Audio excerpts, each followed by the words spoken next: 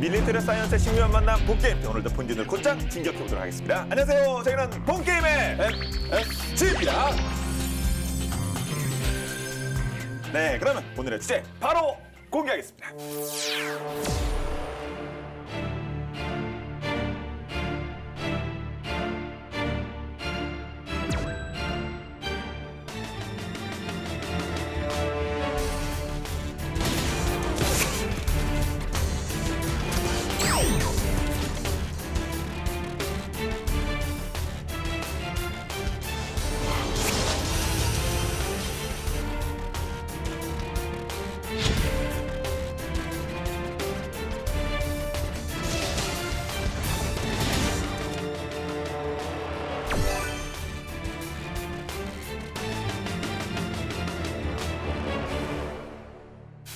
자, 지난 시간에 험비와 지프에 이어서 군용차를 오늘 이제 다뤄보도록 할 텐데, 오늘은 신형 KLTV 한국형 소형 전술차입니다. 아직 이게 익숙하지 않아가지고.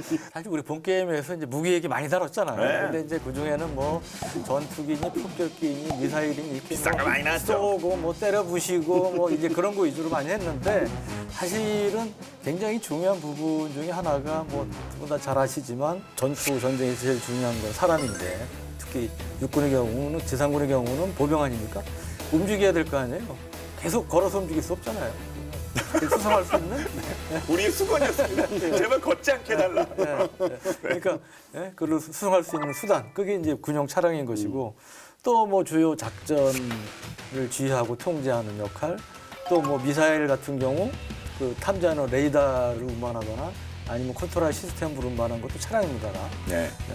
뭐 이런 식으로 해서 정말 다양하게 활용되는 것이 군용 차량이기 때문에, 우리가 사실 뭐 극단적으로 얘기하면 어떠한 그 전투력에 있어서 가장 기본이 되는 것 중에 하나가 바로 군용 차량이라고 할 수 있는 거죠. 네. 또 원쌤 같은 경우는 또 그런 요런 찝찬이 요런 트럭 요 전투기 뭐 잠수함 이런 거 말고 이런 또 프라모델 이런 것도 많이 있겠죠? 그렇죠. 저는 뭐 프라모델밖에 할 수 있는 얘기가 없죠.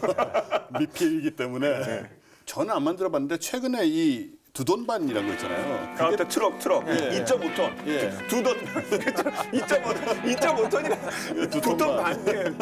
그건 두돈반이 아닙니다. 그것도 좀 프라모델이 나왔다고 그러더라고요. 그게 뭐 현형 차량만 프라모델로 나오는 게 아니니까 아마 그렇죠. 옛날에 추억 이런 것 때문에 그것도 만들고 있다고들 하더라고요. 예, 두 돈 반 그리고 4.5톤, 4분의 5톤이에요. 그래서 뭐 1과 4분의 1톤. 예, 1과 4분의 1톤, 뭐 4, 5톤이라고도 하고 같은 뭐 그랬던 것들 그렇습니다. 네. 자, 그럼 이렇게 많은 그 추억이 있는 소형 전술차 알아볼 텐데, 이제 험비와 지프가 저 외국 쪽에서는 뭐 이거겠습니다만, 우리도 한국형 험비라고 불리는 신형 소형 전술차가 이제 배치된다고 들었는데요. 바로 이 친구입니다. 비슷하긴 하네요. 예, 헌데하고 비슷해요. 네. 실제로 보면 이제 비슷한데고, 최근에 이제 전방 지역이라든지 뭐 행사장에 종종 등장을 해서 멋있다. 실제로 이제 실물을 보신 분들도 꽤 있을 겁니다. 이게 이제 두 가지 종류가 있어요. 좀 짧은 거, 단축형이라고 그러죠. 이건 K151 계열이라고 그러고, 이거보다 긴 게 있습니다. 뭐 병 한 8명 정도 탈 수 있는 긴 이제 장축형인데, 그거는 이제 K351 계열이라고 불리는 거고요. 근데 여기 사진에서 보이시는 이거는 K151 4인승 이제 G 차량인데, 길이가 4.9m, 너비 2.1, 높이 2.0m 이 정도 되는 이제 크기이고, 험비보다 예. 조금 더 미래형 느낌이 있어요. 험비보다는 좀 세련이 됐죠. 이게 라디에이터 그릴 같은 데가 느낌이 조금 더 미래형 느낌. 근데 이제 워낙 험비가 이제 이 소형 전술 차량이 어떻게 보면 이제 전범, 모델 비슷한 존재가 돼서, 아니, 우리도 그렇고 중국 뭐 여러 나라들이 이제 비슷한 형태의 차량들을 많이 개발해서 이제 배치를 하고 있는데, 원래 스텔스기도 형태가 그렇죠. 비슷하잖아요. 그러니까 이제 그런 면에서 이 디자인이 이제 무난하다고 보고 이제 많이들 카피하는 그런 볼 수가 있고, 이 종류가 굉장히 많습니다. 이게 이건 이제 G 차량으로 분류가 되는데, 그 외에 뭐 기갑 수색 차량, 그다음에 현궁이라는 대전차 미사일을 탑재한 것도 있고, 그다음에 RCWS라고 그래가지고 원격 조종 기관 총탑. 그러니까 이 기존에 우리 RC만 나오시면 얼마나 좋아요. 모가리 딱 맞아. RC만 나오면 좋아요. 그럼 그 우리 뭐 옛날 블랙호크 다운이나 뭐 이런 영화 보면 이 장갑판도 없이 기관총만 몸 드러내놓고 기관총만 잡고 싸우다가 이제 총 쏘다가 많이 피격되잖아요. 그 뒤에는 물론 이제 장갑판을 둘긴 했지만 그래도 이 상체, 이 목 이상 부분은 노출이 되는 경우가 많기 때문에 이제 그걸 막기 위해서 아예 이 사람이 외부로 안 나오고 안에서 이렇게 리모컨으로 원격 조종으로 사격할 수 있는 그게 이제 RCWS인데 우리 한국군도 이제 이쪽에 상당히 신경을 쓰려고 그럽니다. 그러게요. 그래서 이제 그런 걸 탑재한 거 관측반, 뭐 통신 차량, 정비차 뭐 등등 해서 기존의 이제 1과 4분의 1톤 차량을 대체할 수 있는 이런 다양한 기종들이 지금 개발이 됐다고 합니다. 네. 이게 뭐 차체가 넓어서 네. 후방에 배치될 수밖에 없다. 뭐 이런 아니 이게 전방이 길고 그건 넓은데 뭐 이게- 그런 논란이 이게 말이 되는 건가요? 이게 그러니까 우리 전에 쓰던 윌리스 지프부터 해가지고 레토나, 군토나 네. 구피에서 넓은 건 사실이죠. 이게 뭐 일설에 알려진 것처럼 그래서 뭐 전방에서 못 쓰고 그거는 전혀 아니라고 합니다. 예. 그쪽 제가 이제 야전 지휘관이나 이쪽 얘기 들어보면 과거에도 우리도 이제 차량 여러 개 있었잖아요. 뭐 4분의 1톤, 1거 4분의 1톤 뭐 해가지고 여러 종류가 있었는데 그런 차량들도 길이 넓이 폭에 따라서 들어갈 수 있는 게 있고 없는 게 있었다는 거죠. 네. 그것도 마찬가지라는 거죠. 그래서 그런 맥락에서 일부 제한되는 부분이 있는 것이지 이것이 특별하게 기존의 종전 차량에 비해서 운용이 뭐 현저하게 제어되고 제한이 되고 이런 거는 없다고 그럽니다. 예, 오히려 후방에 들어서 마트에 세워놓는다든가 이게 문제죠. 북천, 서천도 아니고 이게 진짜 전방이 오히려 길이 물론 그 어쩔 수 없이 뭐 올라가다 보면 만드는 과정에 도로가 좁을 수밖에 없는 경우도 있겠습니다만, 그 걱정은 좀 그러니까 과한 게 아닌가. 그거는 우리가 뭐 옛날 그 호라시오가 쓰는 거니까 허머죠. 네. 민간용 험비. 그런 플로리다에서 것들을 그게 아주 기가 막히게 달렸는데요. 그런데 우리나라 백화점에 이런 데서 하려면 맞아요. 매우 어려워지는 거기 것이죠. 찾아야 되고. 네, 그쵸, 네, 그쵸. 그러니까 뭐 근데 요즘 시골 그런 가도요 거죠. 25톤 트럭 다 다녀요 길에. 그래. 큰 거. 그러니까요. 예, 덤프 트럭. 예. 네. 그래서 하여튼 그런 맥락을 볼 수 있고 그래 앞으로 이 차량은 이제 중대급까지 이제 배치를 할 계획이라고 합니다. 네. 그리고 이제 4인승은 대대급 이상의 이제 지휘 차량으로 쓴다고 그러고 8인승 마찬가지 이제 아까 말씀 장축형 이런 것들은 그 밑에 제대에서 이제 쓸 거고 이게 2023년까지 무려 한 2,000대 정도 이제 도입이 될 계획입니다. 이게 에피소드가 하나 있었는데 네. 그 안전성 관련돼서 밀리터리 매니어들 사이에서 검증이 된 일이 있었어요. 어떻게 된 거냐 하면 매니아 사이에서요? 네, 관계자가 아니라 뭐 관계자도 물론 예. 관련돼 있지만 예. 지난해 4월에 이 K151이 군 관계자와 생산업체가 취재진과 밀리터리 동호인들을 초대해서 일종의 쇼케이스를 한 거죠. 예. 했는데 하필이면 그날 사고가 나게 됩니다. 어이쿠. 이 그냥 포장도로를 주행하다가 운전자의 실수로 도대체 왜 실수를 했는지 모르겠지만 전신줄을 들이박은 거예요. 이러면 안 되는 거죠 이런 자리에서. 그냥 말 그대로 그냥 사고네요. 네, 예. 사고예요. 예.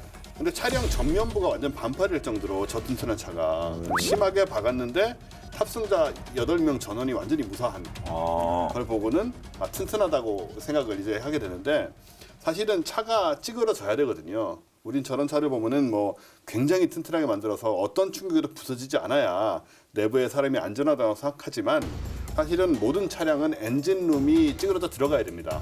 그래야지 그게 충격을 흡수해가지고 내부에 있는 사람한테 2차 충격이 훨씬 덜 오거든요.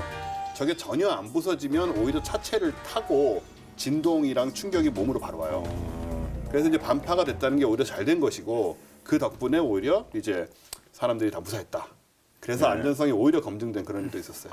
그 사고 원인은 운전 미숙이니까 이건 무슨 뭐 어쩔 수 없는 차량의 안전과는 상관없는 거. 그렇죠. 예, 그렇죠. 예, 네, 예. 그렇구나. 예. 자, 이제 신형이 이제 배치가 될 텐데 먼저 그 전소형 전술차 신형 배치되어 있는 지금 거좀 보죠. 이제 아까 뭐 레토나 군토나 얘기했는데 그게 이제 정식 제식 K131이라고 그러죠. 예, 이거를 대체하는 게 이제 소형 전술 차량인데 군에 계신 분들은 이제 군토나로 많이 이제 기억을 군터나 하죠. 군대리아 예. 게임도 있어요. 군버워치 다들 군다 붙이면 돼요. 군대 3가 근데 이것도 아주 오래된 차는 아니에요. 1997년부터 배치가 됐으니까 20년 됐죠.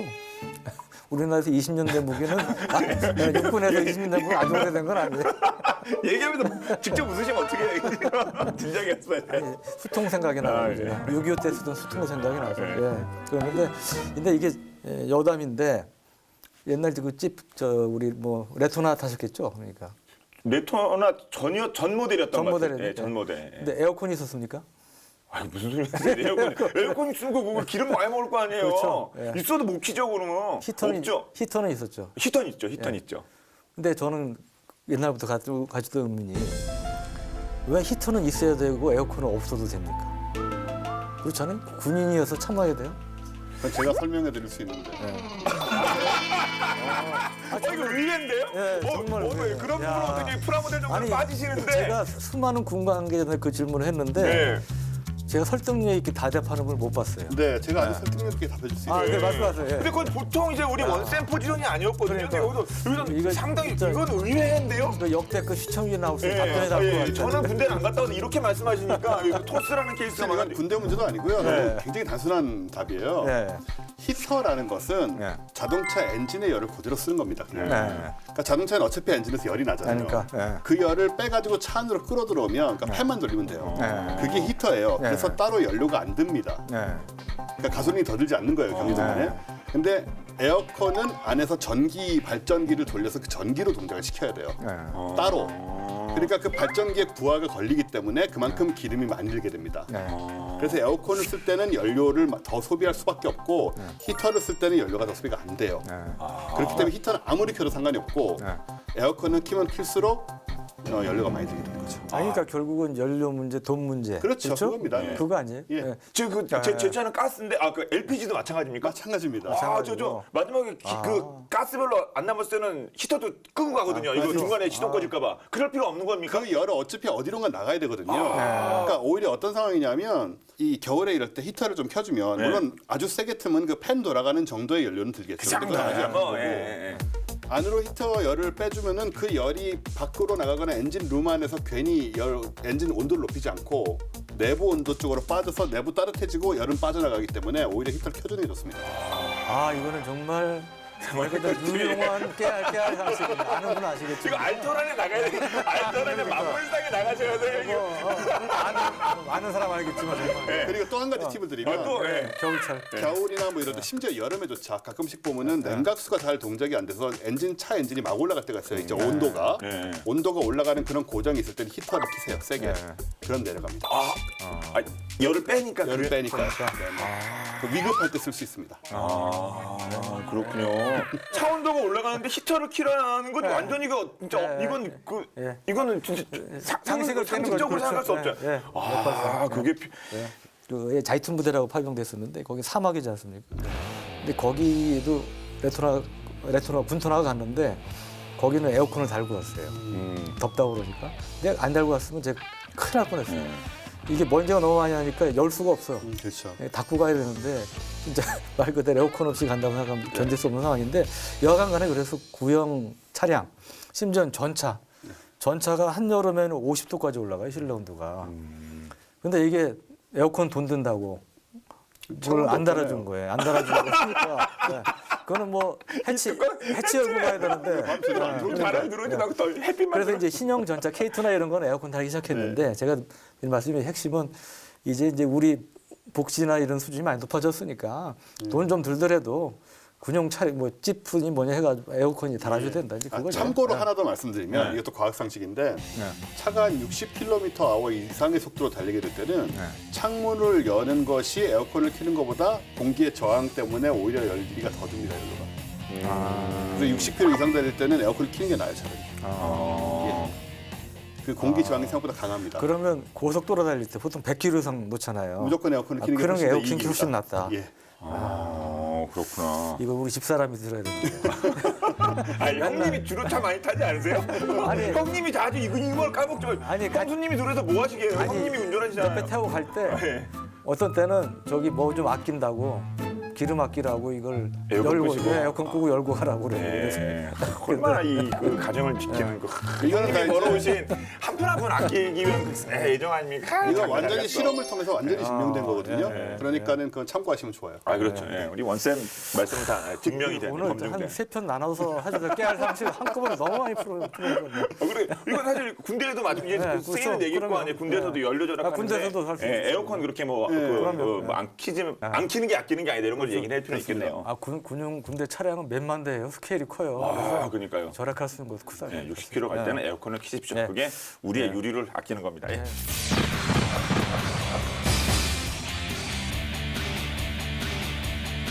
보통 이제 군토나 같은 경우 맛이 뭐 잘 아시지만 대대장 이상급 뭐 지휘관들 이나 뭐 아니면 순찰 뭐 이런 쪽에 이제 많이 수고를 했는데 일본은 이제 무장형으로 수비됐어요. 백룡비니 무반동총 같은 걸 탑재한다든지 뭐 이런 형태로 해가지고 뭐 투미사일 탑재한다든지 뭐 이런 걸로 그 이제 개조가 돼서 이제 쓰기도 했는데 2012년 이후에는 이제 생산이 중단된 걸로 이제 그렇게 이제 알려져 있고 근데 이게 참 뭐 군토나 하면 이게 또 굉장히 구식 무기 뭐 이렇게 그런 것처럼 돼버렸는데 사실 그 당시로는 좀 첨단 장비가 있었는데 뭐냐면 이제 북한군과 전자전을 염두에 두고 전자파 차폐 장치를 그 당시에 달았다고 그래요. 네. 그러니까 잘 믿기지가 않으시죠? 예. 에어컨 얘기하고 있는데 지금 거기서 지금 그거 전자 EMP가 막는 거 아니에요? EMP 초크에 막는 그거를 달았다고요? 이제 북한의 핵 공격, 핵폭탄이 터져가지고 그러면 EMP 펄스가 생길 거 아닙니까? 네. 전자파, 전자기파 아니면 또 EMP 탄이 터진다든지 그럴 경우에 이제 뭐 엔진이 나가는 상황 뭐 이런 것들을 막기 위해서 이제 그런 차폐 장치를 설치를 했다고 그러고요. 최고 속도가 시속 140km, 최고 충력이 130마력이고 최대 토크는 18kg/m였다고 그러고요. 근데 이제 그 험비 경우는 150마력이죠. 그러니까 험비에 비해서는 좀 떨어지는 이제 그러한 힘을 이제 갖고 있었죠. 네. 작전에 필요한 그 EMP 방어책은 미리미리 예전부터 갖췄다. 근데 토크? 네. 마력이 이게 말이 끄는 힘 갖고 무슨 100마력은 100마리 그거 아니에요? 근데 이게 그렇죠. 또 토크는 또 뭡니까? 토크? 이게 엔진이고 이게 우리 자동차 바퀴다. 이 사이에 뭔가 변화가 있어야 되는 거죠. 요만한 기어가 이렇게 붙어 있다고 생각을 해보세요. 여기 엔진 쪽에. 근데 여기에는 이것의 속도는 줄이는 대신 힘을 키워줘야 되는 거예요. 그래야 차를 움직이잖아요. 요건 빨리 돌자면 힘이 없습니다. 이 힘을 그대로 자동차 바퀴에 큰 힘으로 바꿔줘 주려면 여기다가 큰 기어를 달죠. 이렇게. 그죠? 이렇게 달면 요건 조그맣게 쫙 돌잖아요. 돌 때 요거는 요게 10바퀴 돌 때 요게 한 바퀴 도는 그런 식으로 움직이겠죠. 근데 엔진의 힘은 동일하단 말입니다. 계속 동일한 힘이 걸려 있잖아요. 그죠? 뭐 연료하고 똑같은 연료가 들어가고 있으니까. 그러면 요 빠르게 돌아가는 속도가 이 느린 힘으로 전환이 돼요. 요걸 돌리는 힘을 토크라고 하는 건데 그래서 마력은 항상 동일한 상태에서 속도를 줄이면 힘이 커지고 속도를 느리면 힘이 작아지고 이런 상태가 되는 그래서 거예요. 일정 수준의 마력은 유지합니다. 마력은 항상 동일해요. 그래서 그러니까 이렇게 얘기하면 됩니다. 네. 1단 기어를 넣었을 때 속도 안 나죠. 예. 대신에 힘이 많이 나잖아요. 그렇죠. 서 있는 차를 움직이기도 그렇죠. 하고 하는 그때는 얘기구나. 이게 큰 거예요. 토크가 큰 거고. 이게 큰 겁니다. 4단, 5단 올라가면 속도는 빨리 나지만 힘은 떨어지죠. 그럴 땐 이 기어가 작아지는 거예요. 예. 그러니까는 이제 요 힘을 토크라고 얘기를 하는 건데 언덕길에서 5단으로 움직이진 않잖아요. 네. 우리가 다 1단, 2단 놓고 하는 거지. 1단이 토크가 크다. 예. 5단 토크 작다. 그렇죠. 하지만 다 곱한 에너지는 속도하고 힘을 곱하면 마력은 동일하다. 예. 이렇게 생각하시면 돼요. 그렇죠. 예. 즉 토크가 약하다는 말은 차가 힘이 없다는 얘기입니다. 그러네요. 예. 즉 등판 능력 같은 게 약하고 예. 진창 같은 거 잘 못 통과하고 그런 얘기죠. 그렇군요. 예. 네.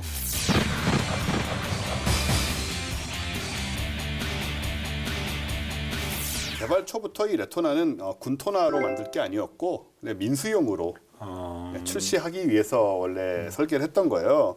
그러다 보니까는 정작 이제 진짜 거친 야전지형 이런 데서 필요한 정도의 성능이나 기능은 좀 없었다. 그럼에도 불구하고 운전병들의 사랑을 받았던 성능 부분이 있었다고 합니다. 뭘까요? 운전병들의 예. 사랑을 받아요? 예. 내비게이션이 있는 것도 아닐 테고 뭐죠? 이거 스마트 키가 있네. 뭐예요? 사랑 운전병의 사랑받기가 쉽지 않았을 텐데. 그렇죠. 예. 바로 뮤직. 음악이 잘 나와요? 예. 오디오가 때 그치 음악은 안 들었던 것 같아. 예. 당시의 군용차로서는 아주 극히 게 오디오가 되지 않은 그런 스타일이에요. 예. 그래서 또 인기가 있었고 또 하나는 파워 핸들이 그래요? 있었기 때문에 당연히 이제 그런 면에서 또 사랑을 받았죠. 예. 제가 처음 차를 네. 탄 게 이제 이 레토나 전에 그 록스타랑 그것도 파워 핸들이 아니었거든요. 네. 그래서 옆에 누가 보면 파워 핸들인 것처럼 힘주고 이렇게 돌리고. 속으로는 끙끙거리면서 이제 힘으로. 그쵸. 이 창문 돌리고 자동 아니었어요. 여기 창문도 이렇게 돌렸어요. 자동이가. 다 옵션이었습니다. 다 옵션이었어요. 자, 그러면 그 전부터 과거로 돌아가서 그럼 예. 첫 군용차라고 해야 될까요? 그럼 뭐가 있을까요?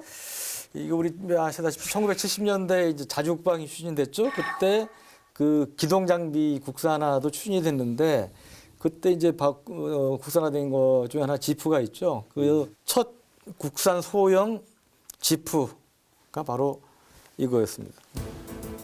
하여튼 정확히 기억나요. 저한테 요 수준이었던 것 같아요. 딱 그때 요급이었던 것 같아요. 제가 타고 다니던 게. 네, 네.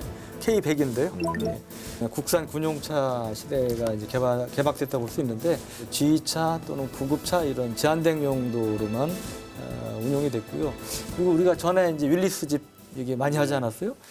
많이 닮지 않았습니까? 그때 우리 윌리스 M38A1에 이제 그 뿌리를 두고 있고 윌리스 M38은 우리 전에 다뤘죠? MB형과 민간형 지프인 CJ3A의 이제 개량형인데 1950년대 6.25전쟁 참전 중인 미군들을 위해서 이제 개발이 됐고요. 1970년대까지 이제 운용이 되다가 80년대 초반에 바로 M151로 대체가 됐다고 합니다. 이 K100은 옛날에 기억나실지 모르겠는데 신진 지프 자동차라는 회사가 있었어요. 신진 자동차라고. 네, 예. 유명했죠. 저는 지금은 쌍용차. 쌍용차예요. 근데 보시면은 쌍용 자동차에서 옛날에 집차가 되게 많이 나왔었습니다. 그렇죠. 예. 그 흐름에서 이제 온 건데 여기서 생산을 했던 건데 내구성이 좀 약하고 아무래도 그리고 연료도 좀 많이 들었어요. 이제 3.8리터, 3,800cc 6기통 엔진이었는데 당시에 이제 1과 4분의 1 토급 엔진하고 이제 동급 엔진을 썼거든요. 그래서 보니까는 좀 효율도 떨어지고 하니까 결국에 1978년이 돼서 K111에게 자리를 물러주게 됩니다. 예. 그리고 K111이 아까 말씀드린 제가 타고 다녔던 그 록스타로 이렇게 연결이 되는 그 차라고요? 그렇죠. 그러니까 군용으로 쭉 사용이 되다가 네. 좀 한 10년 이상 지난 걸로 기억이 되는데 그 이제 민수형 록스타로 등장을 하는데 아시아 자동차에서 만들어졌죠. 그렇죠. 록스타. 예.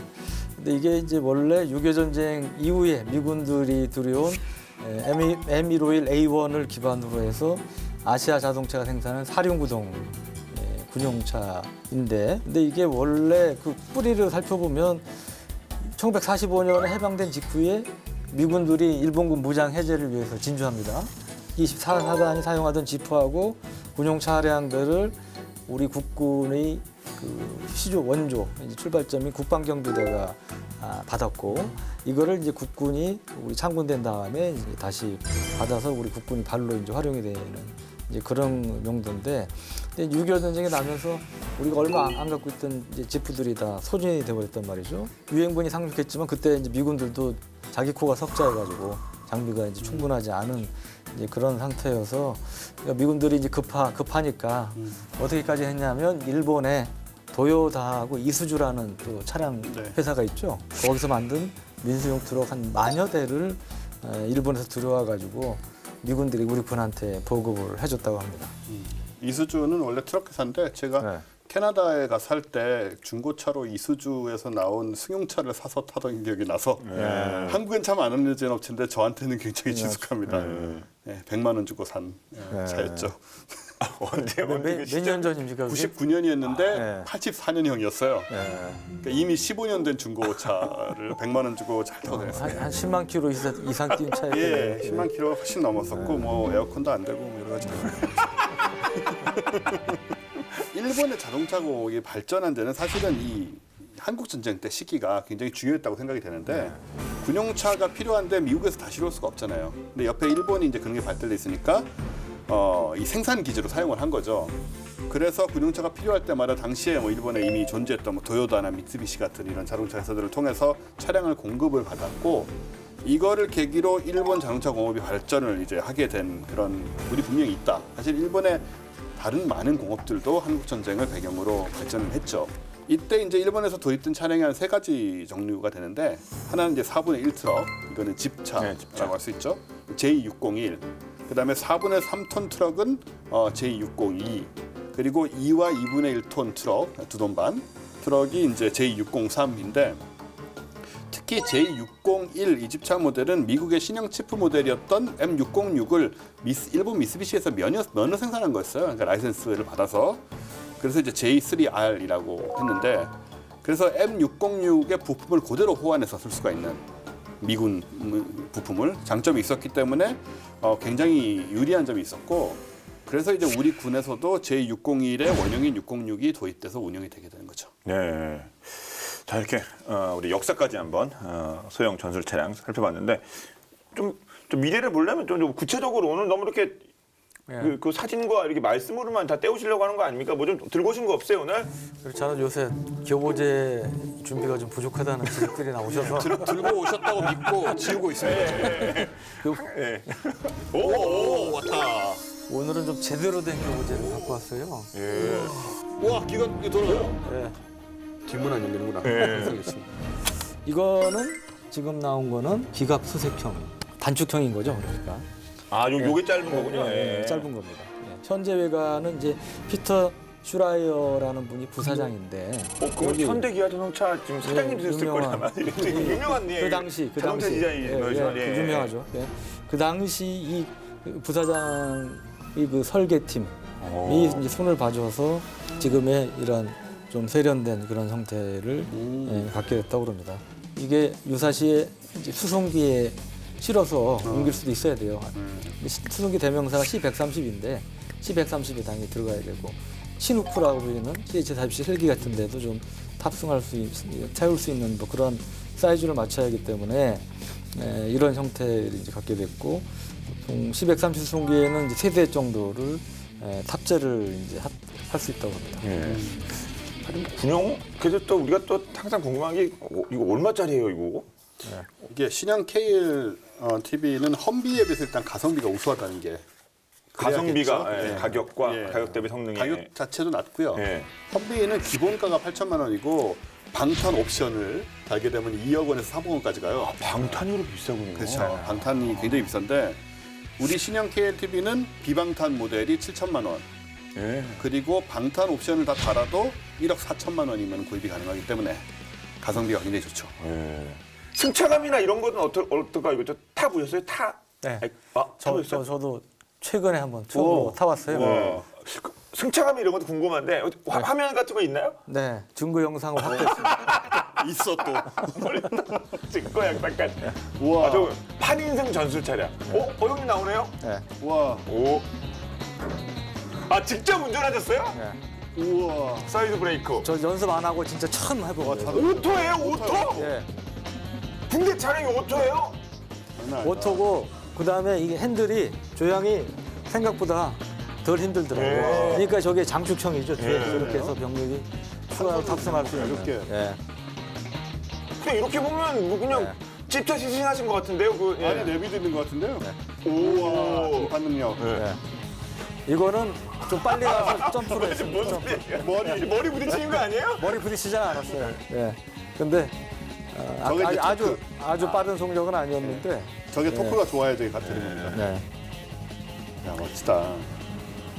저게 그래서 생각보다 굉장히 운전하기가 편리했다. 제가 아주 그런 느낌을 받았었고.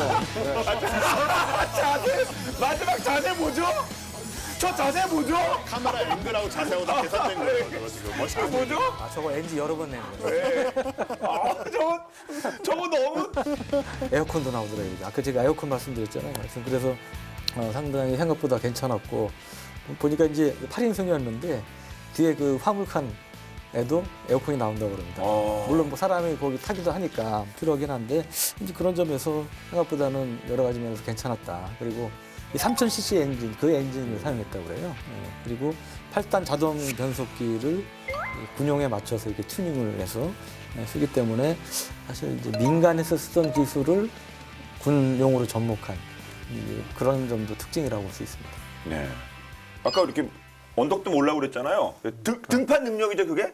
등판 능력이 60%로 알려져 있어요. 60%인데 이게 이제 등판 각이 60%라고 그러면 이게 60도라는 의미가 아니지 않습니까? 그거는 이제 우리 원생께서 과학적으로 설명을 해주시면 좋을 것 같은데, 여하간 이 상당히 높은 각도예요. 우리가 고속도로 달릴 때 보통 등판 각도가 10% 이상은 별로 없다고 하니까 60%라면 뭐 상당히 높은 수준이나 높은 가파른 각도라고 볼 수가 있겠죠. 네. 예를 들어서 90도로 올라가는 차는 없잖아요. 그렇죠? 스파이더맨이 아니면 거의 불가능하죠. 예. 로켓이던가. 그러니까 이거는 의미가 없고 현실에서 이제 45도면 이제 이게 90도의 절반이죠, 그죠? 이게 45도가 되는데 요거를 이제 100으로 보는 거예요. 아. 100으로 보면 60%분이 이제 계산을 하면 31도가 나올 거예요. 31도를 올라갈 수 있다는 얘기가 되는 거죠. 타이어 마찰력이 45도 경사길에 이렇게 딱 섰을 때, 정지했을 때 뒤로 밀리지 않는 값입니다, 이게. 이거보다 넘어가면 어떤 차든지 기본적으로 뒤로 밀리게 돼 있어요.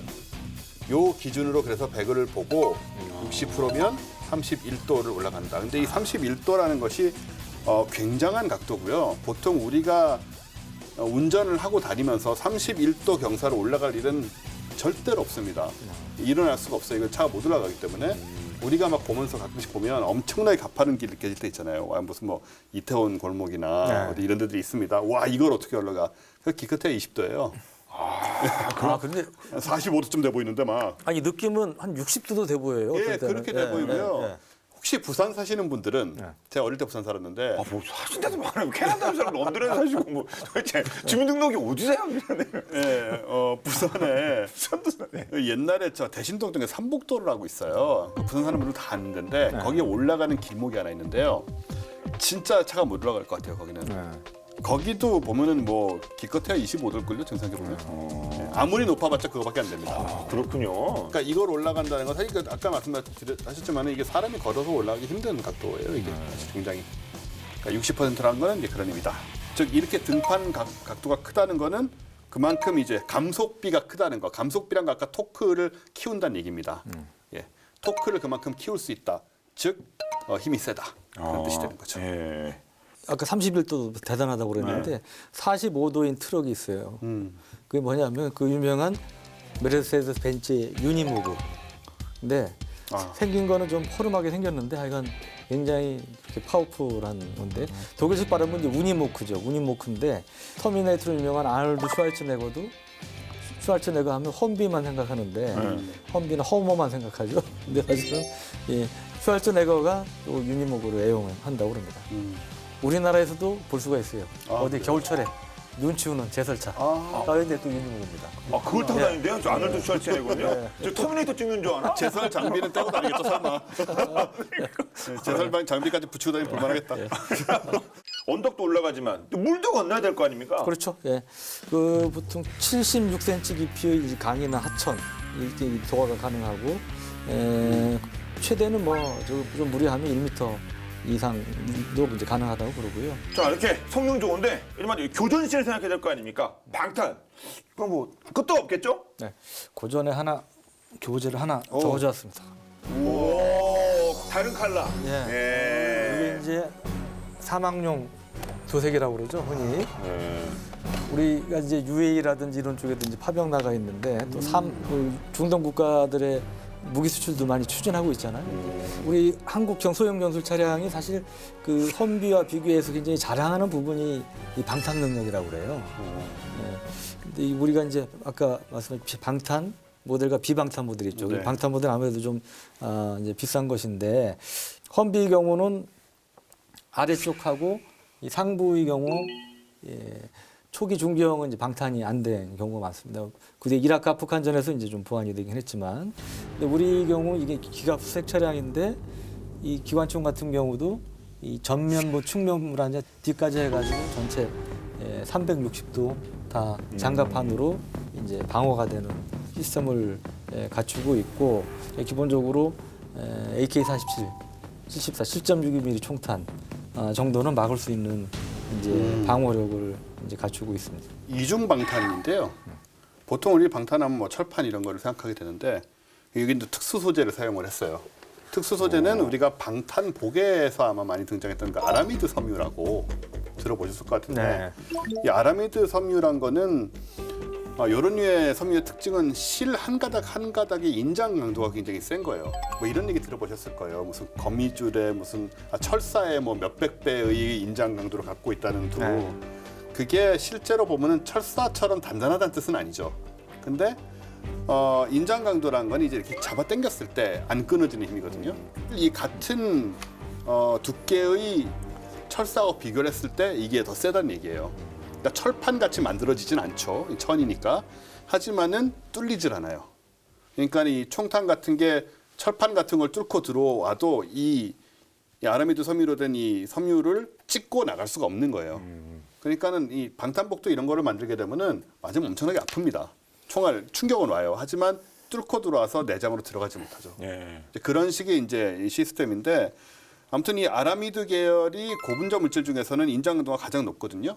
그래서 이걸 또 동시에 사용을 해서 이중으로 방탄을 구현하고 있죠. 네. 근데 영화 보면 이렇게 막 방탄 되면 야 저기 타이어 쏴 막 타이어 타이어 그렇죠. 터져가지고 막 세우고 그러잖아요. 전복시키고 그 타이어는 그냥 노출됐는데 이게 이렇게 가리는 것도 없고. 이 소형 전술 차량이 또 자랑하는 것 중에 하나가 타이어입니다. 럼플랫 타이어라고요. 네. 그 플랫 타이어가 그 플랫 타이어 타이어, 펑크한 거죠. 예. 예. 플랫 타이어가 이제 아재 용어를 따지면 아재 용어를 쓰자면 빵꾸난 거, 펑크난 거잖아요. 예. 펑크가 나도 일정 수준을 계속 달릴 수 있는 그런 능력인데 시속 80km 이상을 달려요. 그리고 거리도 100km 이상을 갈 수가 있는데 실제로 이 펑크가 난 상태를 상정한 플랫 타이어 상태에서 이 달리는 것을 시범을 보여주는 것도 있습니다. 지난 9월에 DX 코리아 전시라든지 이런 때 보면 그런 시범을 이제 보여주기도 하고 그랬는데 이제 이런 것들이 실전에서 상당히 효용성을 높여주는 이제 그런 부분이고 타이어 두 개가 동시에 펑크가 나도 1시간 동안 시속 48km 속도로 달릴 수 있는 그런 능력을 갖고 있다고 합니다. 일반 타이어가 돼 있어요. 바람이 들어가는 타이어가 있는데 그 안쪽에 고무 보강제로 이제 벽, 사이드월이라고 하는 벽이 또 만들어져 있어요. 그래서 타이어가 터져도 이 고무판의 이 힘으로 인해서 이 무게를 버티면서 이제 갈 수가 있는 겁니다. 물론 계속 운행할 수는 없죠. 기회가 될 때 바꿔줘야 되지만 어쨌든 이 공기가 빠져도 이 고무 보강제가 자체를 지탱을 해주는 시스템이고요. 험비는 고무 보강제로 돼 있는데 우리 신형 소형 전술 차량은 이게 나일론으로 돼 있습니다. 나일론이라고 이제 양말 만드는 그런 부드러운 건 아니겠죠, 당연히. 근데 이런 데 섬유가 좀 셀 것 같긴 한데요. 제가 보기에는 예, 좀 더 위급일 것 같긴 해요, 느낌상. 고무는 휠 안에 장착할 때부터 탄성에 의해 조여지게 되거든요. 고무 특성상. 그러다 보니까는 펑크가 났을 때 타이어를 교환해야 되는 시간이 굉장히 오래 걸립니다. 그걸 다 이렇게 조여진 걸 다 빼야 되잖아요, 그렇죠? 시간이 오래 걸리고 또 고무는 마찰력이 크기 때문에 뜨거워지기가 쉬워요. 그럼 이제 뜨거워지면 타이어가 또 터지기 쉽습니다. 그러니까 여기 안에 장착되는 그 보강제 때문에 타이어가 터질 수 있다는 얘기예요. 근데 나일론은 고무보다 마찰력이 적기 때문에 타이어가 펑크난 상태로 100km까지 가도 그 적은 마찰력으로 손상 없이 무사히 갈 수가 있다. 이래서 또 그래서 타이어보다 소재. 오래 가는 거예요. 예, 오래 갑니다. 예. 그거 자랑할 만하네 험비에 그렇죠. 비해서도. 예. 근데 우리나라 되게 춥잖아요. 이거 네. 추위에는 아까 히터는 진짜 기름산거리 빵빵히 틀 것 같긴 한데 이거 겨울에 그 시동 잘 걸려야 되는데 어떡하죠? 냉각수 비싼 거 쓰나요? 냉각수가 아니죠. 그 부동액 어떻게 해야 되나요? 그러면? 일단 기본적으로 영하 32도까지 설계 가능하도록 설계가 돼 있고요. 네. 우리나라가 영하 32도를 내려갈 수도 있다고 생각해요. 요즘 보면은 네, 좀 많이 추우니까 보통 차량은 20도에서 25도 영하 정도가 한계치고, 근데 왜냐하면 이제 물성이 바뀐다라는 개념이 있는데, 제가 이해 못할 것 같아서 딱 그 얼굴 표정이 무슨 그러시네요. 얘기냐면요. 못 알아듣게 딱 그 표정이셨어요. 냉각수가 고체가 된다는 얘기입니다. 냉각수가 젤리같이 끈적끈적해져 버려요. 이게 이제 영하 30도 정도가 기준점입니다. 그러니까 냉각수가 젤리가 되고 연료가 파라핀이 생겨서 촛농같이 됩니다. 당연히 운행을 할 수 없게 되겠죠. 그러게 막히기라도 하면. 예.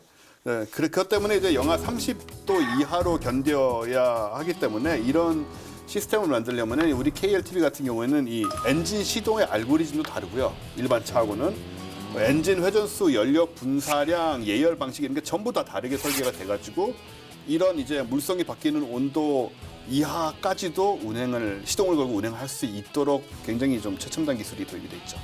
자, 이렇게 한국형 소형 전술차에 대해서 말씀 나누고 있는데요.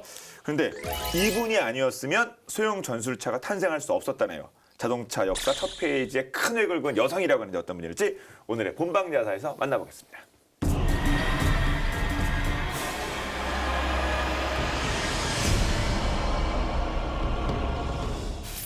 요즘 도로 위에 이 삼각형 엠블럼을 단 차가 많이 눈에 띄더군요. 딱 보면 아시겠죠? 바로 메르세데스 벤츠입니다. 부티가 좔좔 흐르고 도로에서 이 차 만나면 과속 방지턱이 따로 필요 없죠. 벤츠하면 보통 부와 명예를 떠올리는데요. 벤츠의 역사는 곧 자동차의 역사이기도 하죠. 그렇다면 벤츠의 성공은 모두 설립자 칼 벤츠 덕분이었을까요? 위대한 칼 벤츠도 이 사람이 아니었으면 자동차 사업은 시작도 못했을 겁니다. 지금의 벤츠를 있게 한 사람은 누구일까요?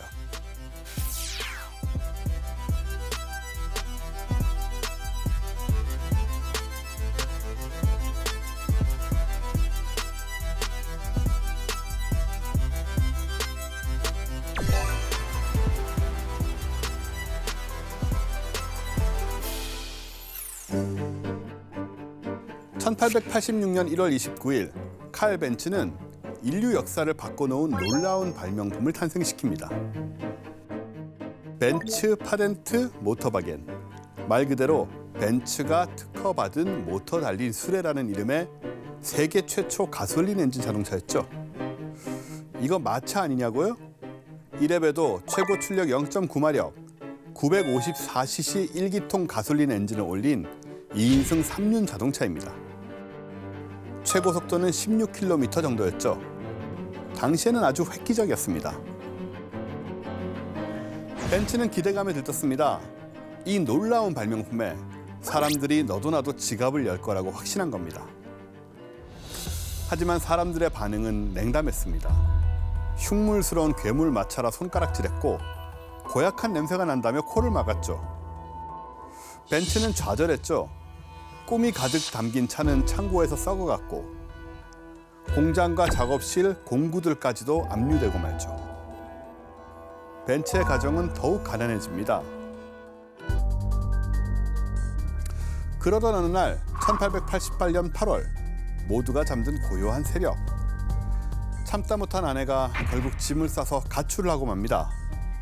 그런데 없어진 것이 또 있었는데요. 바로 벤츠가 공들여 발명한 자동차. 아내는 정말 남편 벤츠를 버리고 가출한 걸까요? 사실 아내 베르타는 칼 벤츠의 든든한 후원자였습니다. 결혼 지참금도 아낌없이 남편의 사업 자금으로 쓰게 해줄 정도였죠. 그런데 남편이 대중의 시선에 풀이 죽어서는 차도 못 팔고 있으니 얼마나 답답했겠습니까? 직접 팔을 걷어붙이고 마케팅에 나선 거죠. 남편이 발명한 자동차가 얼마나 대단한지 보여주기 위해서 장거리 주행에 도전한 건데요. 만하임에서 친정이 있는 포르츠하임까지 총 106km. 당시로서는 엄청난 대모험이었습니다. 한여름의 무더위, 먼지 가득한 비포장도로, 울퉁불퉁한 길의 충격이 차체에 고스란히 전해졌죠. 얼마 안 가 온몸이 땀으로 젖게 됩니다. 교통 표지판도 있었을 리 없었겠죠? 기찻길을 보며 운전해야만 했는데요. 놀랍게도 베르타는 운전에만 능숙한 것이 아니었는데요. 자동차가 말썽을 부리면 기지를 발휘해 직접 문제 해결에 나섰죠. 남편을 도우며 자동차의 기술적인 부분을 어깨너머로 익힌 덕분이었는데요. 그녀는 최초의 여성 자동차 기술자이기도 했던 겁니다. 길을 나선 지 얼마 안 가 연료가 떨어지고 맙니다. 주유소도 없던 시절 베르타가 달려간 곳은 어디였을까요? 약국이었습니다. 그곳에서 석유 용제의 일종인 리그로인을 구입해 자동차에 주입한 겁니다. 그 약국은 현재 세계 최초의 주유소라는 간판을 걸고 독일 비스로우에 남아있죠. 그러나 문제는 또 발생합니다. 연료선이 막혀버린 거죠. 베르타는 발만 동동 구르지 않고 해결에 나서는데요. 해결책은 바로 본인의 머리핀. 머리핀으로 막혀있던 연료선을 시원하게 뚫어버리죠.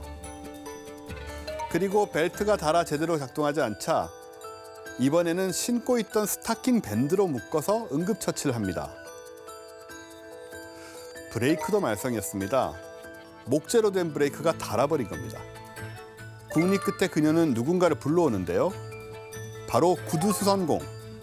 다른 브레이크에 가죽을 씌워달라 부탁하죠. 이것이 세계 최초의 브레이크 패드입니다. 베르타는 하루를 꼬박 달려 저녁 무렵 친정에 무사히 도착을 하는데요. 그리곤 기가 죽어있던 남편에게 전보를 붙이죠. 주행 성공.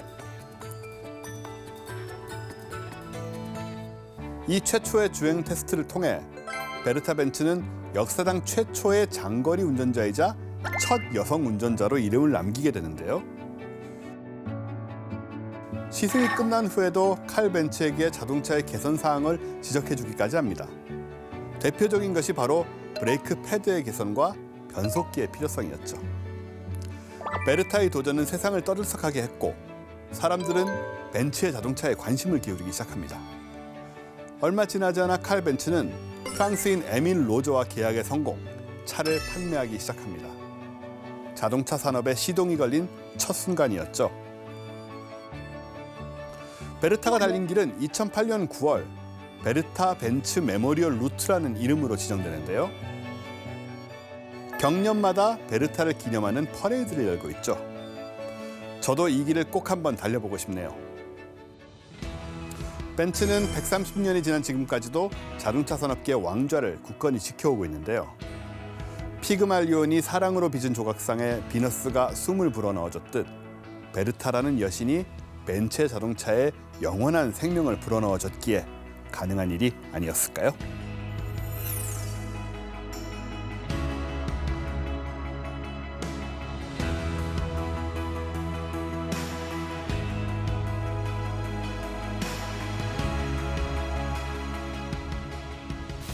자, 이렇게 해서 오늘 한국형 소형 전술차에 대해서 알아봤는데요. 향후에 계속 또 발전시켜 가야겠죠, 우리 네. 소형 전술 차량은. 네. 그래서 우선 단기적으로는 제가 볼 때 이제 이 차체를 기본형으로 해서 그 아까 잠깐 말씀드린 이제 원격 조정 무인 총탄 같은 인명 피해를 더 최소화할 수 있는 이제 그런 것들, 그 다음에 그 방어 능력을 보강하는 이런 것들이 좀 일단 단기적으로는 변할 것 같고 중장기적으로 보면 역시 큰 트렌드 자체는 이제 무인화 아니겠습니까? 이제 무인 차량들이 이제 병력을까지 수송하는 이러한 시대가 오지 않을까 싶습니다. 자, 본 게임 오늘 여기까지 하도록 하고 다음 시간에 더욱더 화끈한 그런 전술 이야기 가지고 돌아오도록 하겠습니다. 네, 저희는 지금까지 본 게임의 MSG였습니다. 고맙습니다. 네, 감사합니다. 네. 이거 빌려오신 거예요? 작가님, 작가님. 네. 오늘 진짜 확실히 워리어 강누나를 통해서 역시 입지를 이게 확실히 금속이 좋은 게 이 플라스틱으로 만들면 이 질감이 잘 안 나요. 아주 잘하지 않으면. 이게 원래 금속이니 금속으로 예, 어느 정도는 금속 질감이 나줘야 되는데